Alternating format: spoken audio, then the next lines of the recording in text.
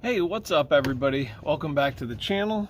Today we're talking about the drop shot rig. This is Suburban Adventures, our outdoor adventure channel, focus a lot on fishing. Normally I would be in my workshop, which is basically just my garage, but my boys, my sons, and the neighborhood kids are out front playing basketball, so you'll be able to hear the constant pounding of the basketball in the background. But I'm getting ready for some fishing. We're getting into March here. We're still sort of just coming out of winter, but I'm going to tell you a little bit about what the drop shot rig is.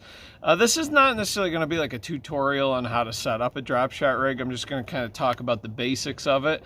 And there's so many videos on YouTube that can show you like how to tie the hook on the drop shot.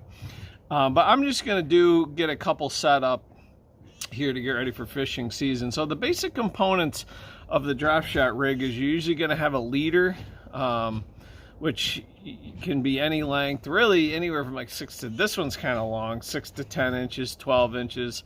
You're going to have a swivel on the top end that you can hook to your fishing line. Then about halfway down your leader, you're going to have a hook. And then at the end of the line, you're going to have a little weight. And so I'll talk a little bit about each of those parts. Now, the whole idea of a drop shot is basically it's going to suspend whatever bait you're using, sort of like in the middle of the water column, give it a different presentation. Now, this one you can see I got a tiny little hook on there, and I actually used this last year for trout fishing. Where we trout fish, it's mostly stock trout, and so after the first couple weeks there's a lot of pressure, and they pretty much have seen just about every bait. And they also, even a lot of times, the trout will be wary of, after the first couple weeks, of seeing like a bobber with a bait suspended from it. So I found that oftentimes this drop shot was a presentation that they had not seen yet for trout fishing. So I'm going to get a couple set up here for you. We'll go from there. Okay, so we're going to start out here and show you what I have. Let's start at the top. I got a swivel. I'm going to attach a swivel to the top of the line. I have some hooks. They do actually make hooks that are intended for the old drop shot. I don't know. I did get some last year. I don't know if these are them or not. So I'm going to use a couple of hooks here like this, 2 with these, and then I'm going to make another with this really small, I think that's a size 12 hook for trout. I've got some monofilament line here. I believe this is 10 pound. I'm gonna do I usually go almost like spreading your shoulder, arm length to arm length. That's a little bit longer than what I need. So I'm gonna just eyeball it and go maybe a little over a foot and a half. Yeah, that's about good. Cut that off, and then you're good to go. So I'm going to attach the swivel on the one end. I'm going to attach the hook, usually right about in the middle, and then use the drop shot weights. Now you can use just about any weights. I actually just ordered some drop shot weights here. Let me see. I think let me open the package here and see if that's what's in here. Something's...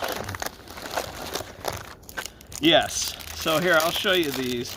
So these are actually, you can use any sort of weights really, but these are actual drop shot weights, varying sizes of them. This is the biggest ones. Now these ones, like the idea here is, and then you got a real little one there, a real small one. The idea here with these is you run the line through this little eyelet at the top there, and then you don't tie it off, and then if the weight gets snagged on something, you're supposed to be able to just jerk the line out without losing your whole rig. You just lose the weight. So I think I'm going to use, that's 3.5, 3.5. I think that's, I don't know what that is. I think I'm going to use this one right here, the 5, for each of these. So I'm just going to go and show you sort of how I set it up. So I got my leader. I'm just going to walk you through the first one here. Attach the swivel.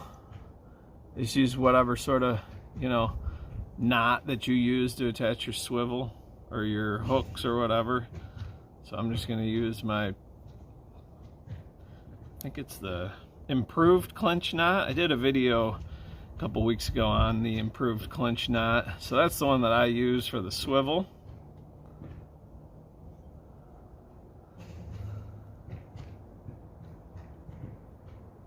Wet it down a little bit. There we go. Got the swivel on the one end. And now let's get the hook. So I'm going to run the hook through.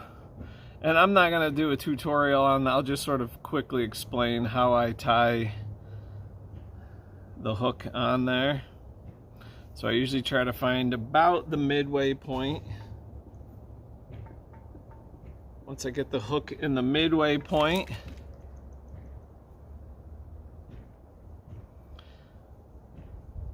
I make a loop like this. All right. And then I pass the hook through that loop. And again, you can find this 4 times.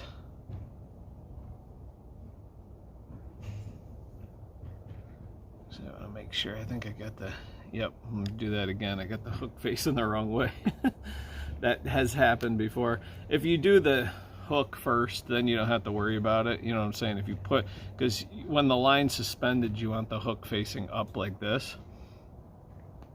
So if you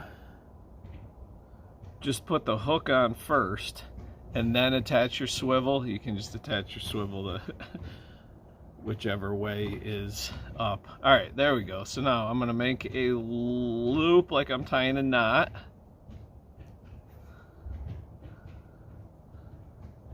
I'm just going to pass this hook through the loop 4 times, which is, it's a little cold out. It's about 40 today, so my fingers a little bit cold. 1,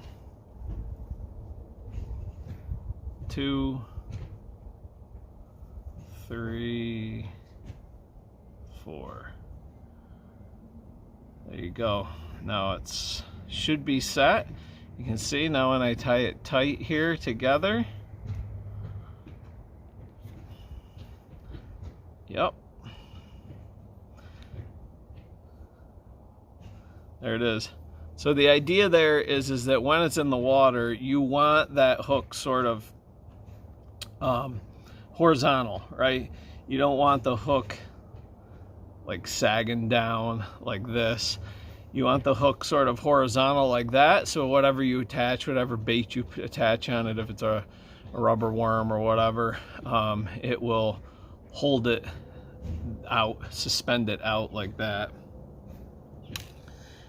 All right. Well, the last step is, here's my weight. I'm going to stick this end of the tag line through there, and then you just pull up, and that secures it pretty well. I'll cut a little bit of that off of there. All right. So again, the idea is when, if, but really when this gets snagged, you can just jerk up on the line and you'll just lose this little tiny weight instead of your whole rig. So it's kind of handy.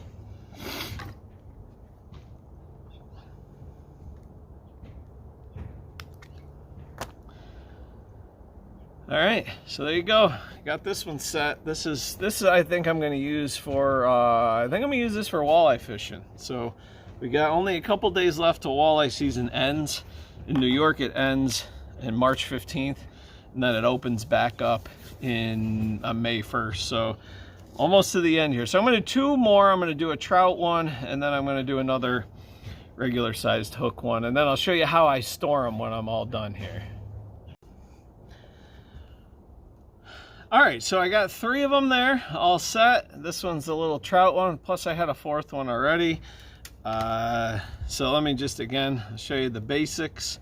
You got a swivel at the top so you can attach it to your main fishing line. There's the hook right there, and then you got the drop shot little weight on the end. And so then obviously that weight holds it down in the water. You got your bait suspended right there. Obviously finding the depth at which, you know, they're hitting is key, and that's why you can use various lengths of this there. So now the hard part is keeping them from getting tangled with each other. But let me show you a little trick I use. I just take a piece of cardboard. This actually happens to be the back of a little bites box. So then I take the cardboard. I'm just going to take a little, I'm going to take my pocket knife and cut a slit in both sides of it. So I cut it there, and then I'm going to cut it on the other end. So there's a little slit there and a slit there. Then I just take them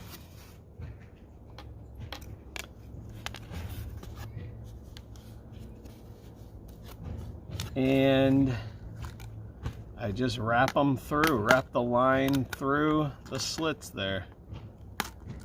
Keeps it all without hooking yourself.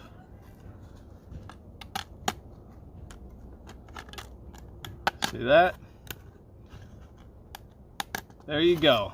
I got one of them all set right there, and then you can, you know, dig the hooks into the side. Now what I'll probably do is just put these in a plastic bag, stick them in my bag. That's an easy way to store them. I can put 2 or 3 on here, usually probably just 2 so they don't get all tangled up. So that's a great way to transport them so they're not getting all tangled. And then when you're done with them, you can take them off your line and just put them right back on here. So again, if you're interested in drop shots, there's all sorts of stuff about how to tie the hook on. I didn't take the time to go through and show you up close. I just wanted to give you a brief overview of what the drop shot is. And I think it's a great technique to use at different times. If you're not familiar with what it is, hopefully this helped. You can check out more videos up there. Remember, get out and explore no matter where you live. Subscribe if you're into this type of thing. We'll see you next time.